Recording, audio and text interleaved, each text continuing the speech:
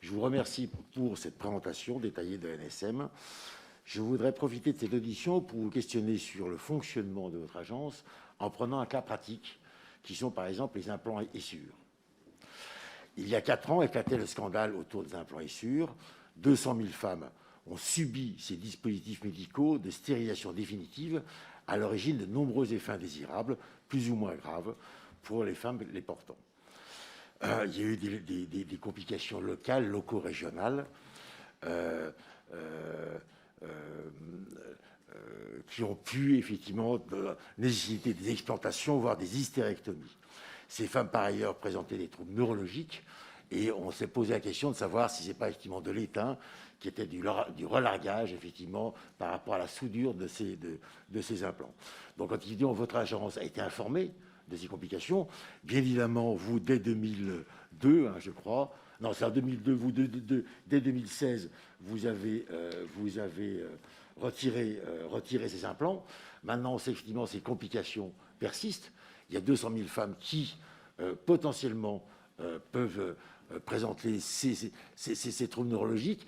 Par rapport à cet exemple pratique, vous êtes informé de ce problème. Qu'est-ce que vous faites concrètement pour résoudre ce problème et pour anticiper ce qui pourrait être effectivement, je veux dire, un scandale sanitaire important? Je vous remercie. S'agissant alors de la matériovigilance, et je vais peut-être l'illustrer à travers le cas notamment du dispositif médical Essure, puisqu'effectivement, vous avez évoqué, monsieur le député, effectivement une situation très, très difficile et très, très pénible pour les patientes qui sont concernées.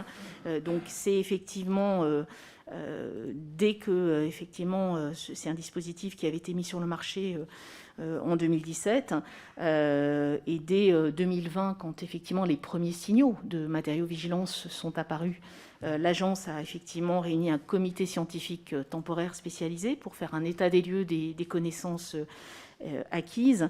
Et il a effectivement, il y a un dispositif effectivement de prise en charge des patientes malheureusement concernées. Donc il y a eu un comité de suivi des femmes porteuses qui a été mis en place aussi par le ministère de la Santé en lien avec l'ANSM.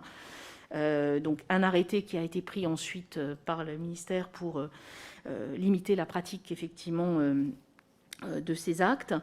Des documents d'information, là aussi, ont été mis à disposition des femmes victimes, donc des documents qui ont été élaborés par l'ANSM en lien avec le CNGOF pour effectivement répondre à toutes les questions. Aujourd'hui, donc, il y a eu effectivement une étude clinique qui a été financée par le ministère des Solidarités et de la Santé dès 2020. Donc, il y a un appel à projet qui a été lancé en septembre 2021.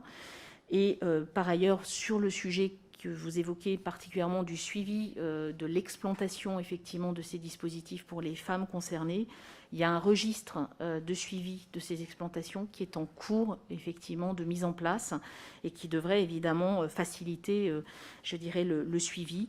Donc c'est un élément important. Et par ailleurs, je crois que suite évidemment à cette situation dramatique, l'ANSM envisage de créer un comité scientifique temporaire sur la toxicité des particules métalliques de certains dispositifs médicaux. Donc ce sont des éléments qui, je crois, vont évidemment dans le bon sens et qui montrent aussi la réactivité. Et tout ceci, je l'ai dit peut-être de façon un petit peu ramassée, mais évidemment en lien avec les professionnels de santé, en lien avec les représentants des usagers, ce qui traduit là aussi, je dirais, cette démarche d'ouverture et de transparence de la part de l'agence.